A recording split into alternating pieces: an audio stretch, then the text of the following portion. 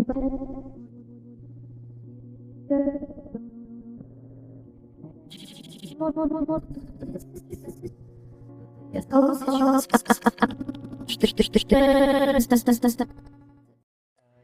12th ஃபிசிக்ஸ்ல chapter 1 எலக்ட்ரோஸ்டாட்டிக்ஸ்ல electric fields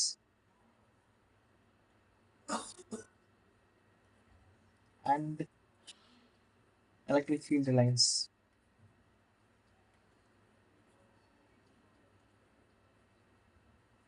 first concept பார்க்கலாம். ஆஸ் எ பர்சனாக நான் இங்கே ஒரு பர்சன் நான் நிற்கிறேன். ஓகே, இப்போ இங்கே ஒரு செவுரு இருக்குன்னு வச்சுக்கலாம், ஒரு வால் இருக்கு. இப்போ இந்த பக்கம் எனக்கு பிடிச்ச ஒரு பர்சன் நிற்கிறாங்கன்னு வச்சுக்கோம். ஆனால் இந்த இந்த இது வெளியே எனக்கு பார்த்தா தெரியாது. ஓகே, இந்த கேஸில் நான் இவங்களை தேடி போகணும், இவங்களை நான் பார்க்க போகணும் அப்படின்னா there should be some communication. அது இன்கேஸ் நான் கம்யூனிகேட் பண்ணலாம் ஃபோன் மூலியமா, அல்லது இந்த பர்சன் ஃபோன் மூலியமா கம்யூனிகேட் பண்ணலாம். So some communication will get established through ஏதாவது ஒரு கைண்ட்ல. இதே கேஸ்ல இப்போ நான் இங்க நிக்கிறேன், இங்க அதே ஒரு செவுரு இருக்குது, இங்க என்னோட எனிமி நிற்கிறான். இப்போ நான் இவனை பார்க்காம தப்பிக்கணும், இவன் இங்க நிக்கிறான்னு எனக்கு தெரியணும். ஸோ இன்கேஸ் நான் அவனை இப்படி பார்த்தா தெரியாது, ஸோ இவனை நான் பார்க்கக்கூடாது அப்படின்னு ட்ரை பண்றப்போ இவன் எனக்கு கால் பண்றான்னு வச்சுப்போம். இவன் இங்கதான் நிக்கிறான் அப்படின்னு இவன் என்கிட்ட சொல்றான் கால் மூலியமா சொன்னாதான் சரி இவங்க நிக்கிறான், நான் போகக்கூடாது அப்படிங்கிற இது எனக்கு தெரிஞ்சு, அதாவது இந்த கம்யூனிகேஷன் எஸ்டாப்ளிஷ் ஆகுது. இவங்க தான் நிக்கிறான்னு எனக்கு தெரியுது, இவங்க தான் நிக்கிறான்னு தெரிஞ்சதுக்கு அப்புறம் நான் அந்த இடத்துக்கு நான் போக மாட்டேன். There must be some communication. இதே மாதிரிதான் இங்க நான் வந்து பாசிட்டிவ் சார்ஜஸ் இருக்கிறேன், இந்த பர்சன் நெகட்டிவ் சார்ஜா இருக்கிறாங்க. இப்போ நான் positive negative should get attracted. So இந்த கேஸ்ல இங்க ஒரு நெகட்டிவ் சார்ஜ் தான் இருக்குன்னு இந்த பாசிட்டிவ் சார்ஜுக்கும், இங்க ஒரு பாசிட்டிவ் சார்ஜ் தான் இருக்கு அப்படின்னு இந்த நெகட்டிவ் சார்ஜுக்கும் எப்படி தெரியும்? தெரியாது. எவ்வளவு தூரத்துல இருந்தாலும் இட் கெட் அட்ராக்டட். இது தெரியாது. இது தெரியணும் அப்படிங்கிறதுக்காக there must be some communication. இது ரெண்டுத்துக்குள்ள கம்யூனிகேஷன் தான் இந்த எலக்ட்ரிக் ஃபீல்ட்ஸ், இந்த ஃபீல்டு லைன்ஸ். ஓகேயா? இதை தான் இப்போ இந்த கான்செப்ட் ஆஃப் எலக்ட்ரிக் ஃபீல்டில் நம்ம பார்க்க போறோம். மைக்கேல் ஃபாரடே வந்து இதை பத்தி பேசுறாரு. இதோட எக்ஸ்பிரஷன் எப்படி கொடுத்துருக்காங்கன்னா, first of all definition, electric ஃபீல்டோட definition.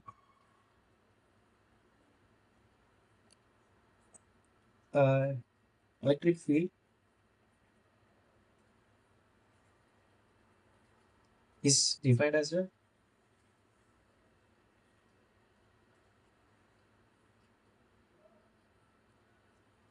force per unit charge அப்படின்னு எலக்ட்ரிக் ஃபீல்டை வந்து டிஃபைன் பண்றாங்க. Electric field at a point P, இங்க ஒரு பாயிண்ட் பின்னு வச்சுக்கிறேன். இந்த பாயிண்ட் பியோட எலக்ட்ரிக் ஃபீல்டு, பாயிண்ட் பில கியூவோட எலக்ட்ரிக் ஃபீல்டு நான் பார்க்குறேன் அட் எ டிஸ்டன்ஸ் ஆர். இதுதான் என்னோட கான்செப்ட். இதை நான் எப்படி எழுதலாம் அப்படின்னா, ஃபோர்ஸ் பெர் யூனிட் சார்ஜ், இந்த point force per unit charge. Already ஃபோர்ஸா என்ன தெரியும், electric force equal to K Q1 Q2 by R square. அவ்வளோதான். இதை நான் வெக்டார் ஃபார்மில் டினோட் பண்ணனா எனக்கு இங்கே வந்துட்டு யூனிட் வெக்டார் இது 1 2, இது 1. ஓகே, இப்போ நான் யூனிட் பாசிட்டிவ் சார்ஜ் நினைக்கிறேன், plus charge, unit positive charge நினைக்கிறேன். இந்த சார்ஜோட எலக்ட்ரிக் ஃபீல்டு நான் செக் பண்ணுறதுக்கு ரொம்ப ரொம்ப ரொம்ப சின்ன டெஸ்ட் சார்ஜ் ஒன்று நான் கன்சிடர் பண்ணுறேன். இந்த டெஸ்ட் சார்ஜ் வச்சு தான் இதை நான் பாசிட்டிவா நெகட்டிவா அப்படின்ட்டு நான் கண்டுபிடிக்கணும். இப்போ இந்த டெஸ்ட் சார்ஜ் மேபி பாசிட்டிவாக இருக்கலாம், நெகட்டிவாக இருக்கலாம். This maybe positive or negative. இப்போ இது இன்கேஸ் இது பாசிட்டிவாக இருந்துச்சுன்னா, இது ரிப்பிள் ஆகி போச்சுன்னா, இந்த நான் கன்சிடர் பண்ணக்கூடிய கண்டுபிடிக்கக்கூடிய சார்ஜ் வந்து பாசிட்டிவ். இது ஒருவேளை அட்ராக்ட் ஆச்சுன்னா நான் நெகட்டிவ் கன்சிடர் பண்ணிக்கலாம். ஸோ இந்த டெஸ்ட் சார்ஜை வச்சு தான் என்னோட எலக்ட்ரிக் ஃபீல்டோட இது டிஃபைன் பண்ணப்படுது. So electric field is equal to, இங்கே என்ன போட்டிருக்கு, ஃபோர்ஸ் பெர் யூனிட் சார்ஜ். அந்த யூனிட் சார்ஜை நான் எதை கன்சிடர் பண்ணுறேன்னா, நான் என்னோட டெஸ்ட் சார்ஜ். ஓகேவா? இப்போ இந்த ஈக்குவேஷன் எப்படி மாறுது? நான் கன்சிடர் பண்ணக்கூடிய ரெண்டு சார்ஜுக்கும் நடுவில் உள்ள டிஸ்டன்ஸ் ஆர். இப்போ இந்த ஈக்குவேஷன் எப்படி மாறுது? Electric field is equal to already எனக்கு இருக்கக்கூடிய கே Q1, இது Q1 and Q0 divided by Q0 into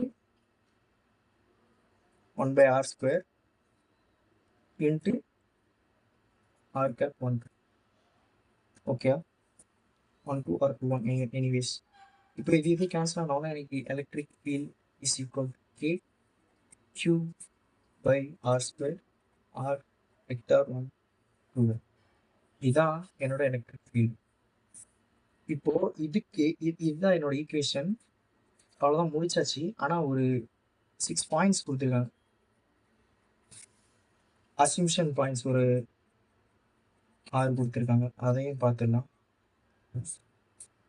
okay, இப்போ ஃபர்ஸ்ட் பாயிண்ட் என்ன கொடுத்துருக்காங்கன்னா,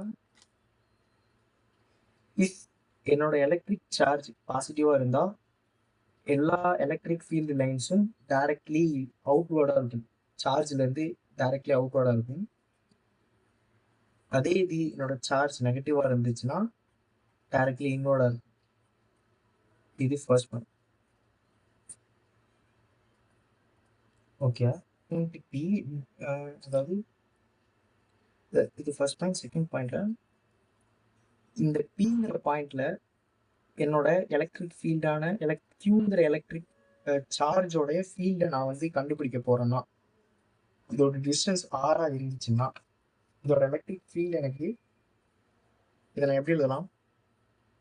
E is equal to F vector Q அப்படின்னு எழுதலாம், Q0 அப்படின்னு எழுதலாம். இந்த டெஸ்ட் சார்ஜ் இதை வச்சு எழுதலாம். இதை நான் ஃபோர்ஸை டிஃபைன் பண்ணோம் அப்படின்னா F is equal to ஒன்றுமே இல்லை, கிராஸ் மல்டிப்ளை ஆயிடுச்சு, Q. அவ்வளோதான், இது செகண்ட் டேர்ம். அப்புறம் தேர்ட் பாயிண்ட்ல இந்த ஈக்குவேஷன்லேருந்தே நம்ம எடுத்துக்கலாம். இந்த ஈக்குவேஷன்லேருந்தே, அதாவது இந்த ஈக்குவேஷன்லேருந்து எடுத்துக்கலாம். இந்த ஈக்குவேஷன்லேருந்து எலக்ட்ரிக் ஃபீல்டு ஆஃப் அந்த பர்டிகுலர் சார்ஜ், நான் ஆல்ரெடி சொன்ன மாதிரி இது நம்ம டெஸ்ட் பண்ணுறதுக்கு மட்டும் யூஸ் பண்ண போகிறோம். இந்த electric field particularly depends only on the q charge. அந்த எந்த சார்ஜை கன்சிடர் பண்ணுறோமோ அந்த சார்ஜோடைய சார்ஜை பொறுத்து மட்டும் தான் இருக்கே தவிர இந்த டெஸ்ட் சார்ஜ் நான் கன்சிடர் பண்ணக்கூடிய டெஸ்ட் சார்ஜை பொறுத்து இல்லை. So it depends only on q only. ஏன்னா இங்கே Q0ங்கிற எந்த டேர்மே இல்லை இந்த ஈக்குவேஷனில், அதுதான் இது third point. Fourth point, magnitude and direction. Magnitude and direction இது ரெண்டுமே எலக்ட்ரிக் ஃபீல்டுக்கு நான் வெக்டார் டினோட் பண்ணாலே தெரிஞ்சுக்கணும். இங்கே பார்த்தீங்கன்னா மேக்னிடியூட் குவான்டிட்டியும் இருக்குது, வெக்டார் டினோட் பண்ணக்கூடிய டைரக்ஷன் குவான்டிட்டியும் இருக்குது. இது ஃபோர்த்து பாயிண்ட். அப்புறம் ஃபிஃப்த் பாயிண்ட், நான் கன்சிடர் பண்ணக்கூடிய இந்த டெஸ்ட் சார்ஜ், இந்த டெஸ்ட் சார்ஜ் ரொம்ப ரொம்ப ரொம்ப small, very very small, very very small test charge.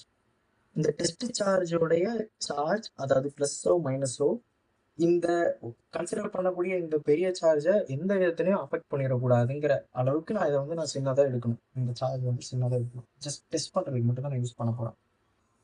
Sixth point என்ன சொல்கிறாங்கன்னா, there are two kind of electric field in two kind of electric field.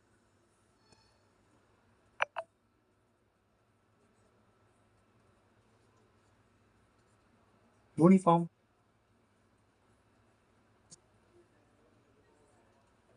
non-uniform.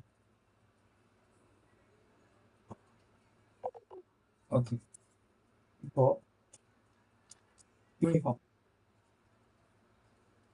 யூனிஃபார்ம்ல direction and magnitude will same and constant at all point. Same direction இருக்கும்,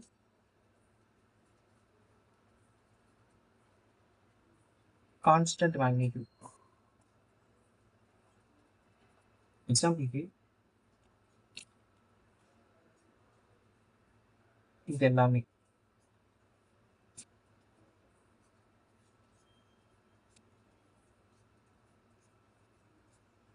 எல்லாமே ஒரே டைரக்ஷனில் போகுது, ஒரே magnitude இருக்குது, அந்த சைஸ் ஆஃப் த ஆரோ சேமாக இருக்குது.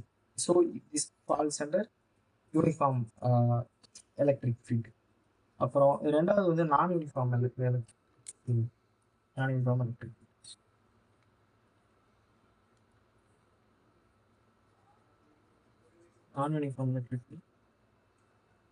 இதுல we have different direction,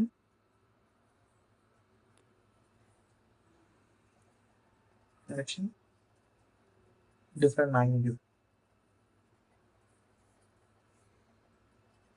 example view, இப்போ ரவுண்ட் வருது,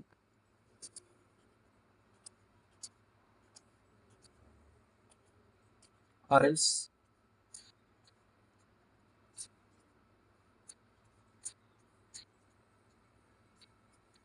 டிஃப்ரெண்டான டைரக்ஷன் சேமாக இருக்குது, மேக்னிடியூட் வேறு வேறு இருக்குது. டைரக்ஷனும் வேறு இருக்குது, மேக்னிடியூடும் வேறு இருக்குது இதில். So this falls under non uniform electric field.